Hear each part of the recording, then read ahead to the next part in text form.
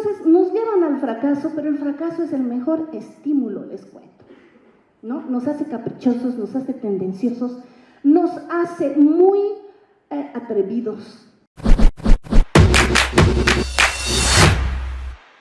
El fracaso es la motivación y es el hecho de seguir adelante, porque es una forma de medirnos y es una forma de continuar la trayectoria, las ideas, las metas, los desafíos que evidentemente tenemos cada uno de nosotros en la vida.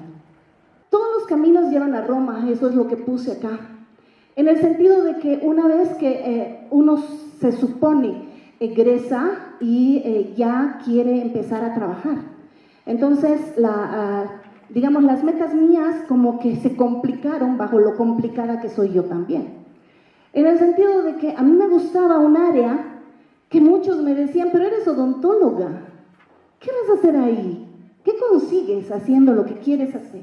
Y a mí me gustaba el área laboratorial, el área microscópica, a mí me gustaba esa parte chiquitita que obviamente el odontólogo lo ve un ratito, pero luego como que es parte de su vida, de sus recuerdos, pero a mí me encantaba. Entonces, ya como odontóloga, yo decía, quiero dedicarme a esto y ¿por qué no? Si soy buena en esto, creo que puedo desarrollarme ahí. Y por eso puse ese cuadro tan bonito, ¿no? Cómo el microscopio ilumina la vida de muchos, de los que queremos continuar con él, queremos aferrarnos a su empleo, a su uso y evidentemente salir adelante. ¿Se pueden imaginar lo difícil que es haber empezado, ¿no? Porque cuando una quiere asumir cierta postura, cierta posición, ¿qué es lo que dicen? ¿No? Seguramente era de tal o de cual, o qué habrá hecho para llegar ahí, ¿no? Y nos duele al principio, es muy duro el que te digan eso y no te digan, te has rajado, te has esforzado, sino que te cuestionan desde ese punto de vista. Pero creo que con el tiempo uno se vuelve hasta cueruda, ¿no? Y quedamos con eso, que le quede la duda, por si acaso. Entonces,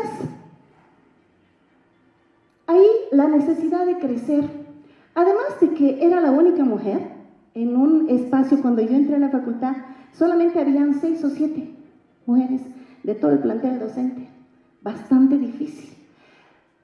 Esa necesidad de crecer me llevó a decir, ¿qué hago en esta área que obviamente no puede ser la mía?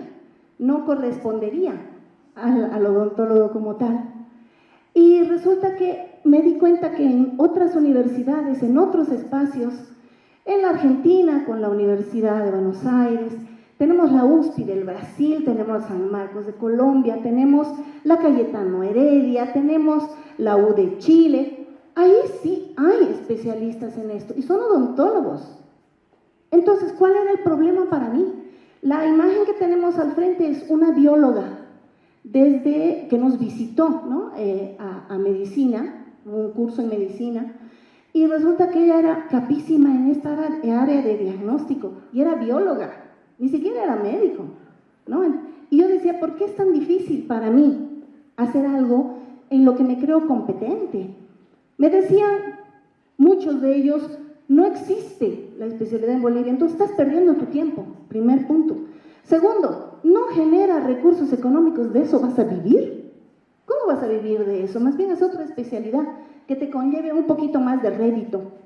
También me decían que obviamente no era nuestra área, que estábamos invadiendo un área que no nos competía. Pero ¿y por qué otras universidades sí? ¿Y por qué nosotros no? ¿Por qué yo no? ¿No? Esa era mi gran duda. Entonces me tomé muy a pecho el hecho de que me digan no. Y creo que ese es el punto, porque lo primero que hacen al decirte vas a fracasar, no puedes hacerlo, tienes límites, espérate un tanto, o alguna vez en la misma facultad, no es tu momento. Si no es mi momento, ¿quién me va a decir cuál es mi momento? ¿Quién me va a decir, usted o yo? ¿No? Entonces nos llevan al fracaso, pero el fracaso es el mejor estímulo, les cuento, ¿no? Nos hace caprichosos, nos hace tendenciosos, nos hace muy atrevidos. Y en ese sentido, el 2008 hice trámites para poder sacar la especialidad sin ninguna esperanza. Ojo, que todo el mundo me decía, no lo vas a lograr, no lo vas a hacer. Empezando por la autoridad máxima, terminando en mi ex marido, ¿no? Entonces se abre el programa el 2011, contra viento y marea, y no saben, otro día les voy a comentar cómo se abrió el programa. Pero fue tan difícil abrirlo que hasta nos cerraron un año. Imagínense, nos han cerrado un año, porque éramos siete ilusos, digo yo, dentro de toda la comunidad odontológica. Pero lo hicimos, qué increíble, y éramos 7, ¿no? El 2012, contra viento y marea, terminamos con una oposición e incredulidad. Nadie nos daba un centavo. Es más, muchos de mis compañeros de esa época decían, ¿y ahora qué vamos a hacer con el título? ¿Dónde vamos a trabajar? Y es el 2016, imagínense, después de 4 años, o sea, prácticamente un doctorado para nosotros, ¿no? Si uno se toma en cuenta el tiempito que tomó aquello, ¿verdad? Se logra el título y ahí está la foto mía con el título. Entonces, dentro de la institución hay que buscar recursos, hay que buscar logros. No nos quedamos con el cartón, sino que tenemos que ver que detrás nuestro también hay gente y que podemos hacer algo tal vez por ellos que a lo mejor no lo hicieron por nosotros. Entonces, se nos ocurre, o se me ocurre muy loca yo, de pensar en un centro de referencia en histología y patología oral. Único en Bolivia, no había. Sí, la parte médica muy desarrollada, evidentemente nuestras bases son médicas, las mías son médicas, ¿de acuerdo? Pero al pensar solamente en un proyecto semejante, que lo conseguí mediante un concurso, gané un concurso IDH en ese entonces, una buena proporción de elementos económicos para llevar adelante aquello, hasta el decano de esa época me decía, era preferible que pidas sillones dentales. ¿Qué vas a hacer con esto? ¿No? Entonces, defensa y ataque, me han hecho un proceso. Imagínense, tenía que rendir cuentas a la Contraloría, me han amenazado con la Contraloría. Y yo decía, ¿por qué no podemos? ¿Cuál es el problema? Era responsabilidad pública, a ese grado se ha llegado. Y hemos tenido que agarrar defensa, y aunque no lo crean, les hemos ganado.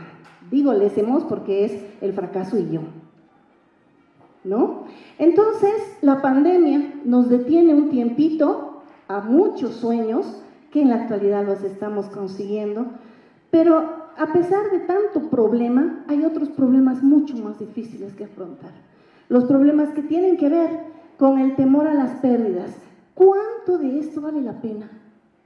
Cuando resulta que nosotros estamos a veces descuidando o dejando de lado ciertas situaciones que deberían representar también una parte interesante para nosotros. Por eso puse ahí la marca del cáncer, ¿no? Y fue muy duro darme cuenta que a lo mejor yo era la culpable, sabiendo que no es así.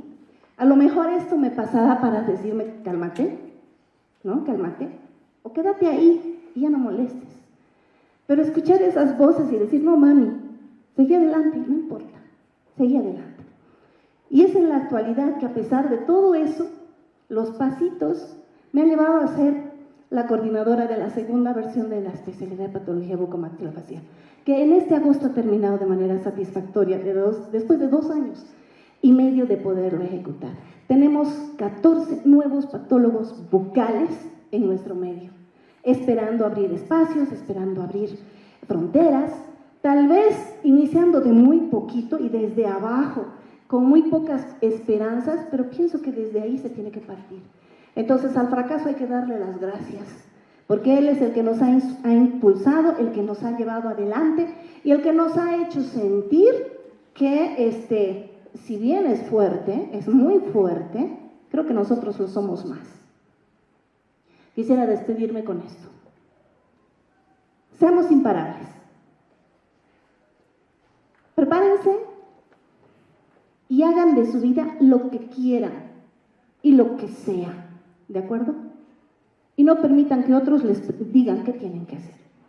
Lo dijo María Félix, a la cual admiro mucho. Muchas gracias.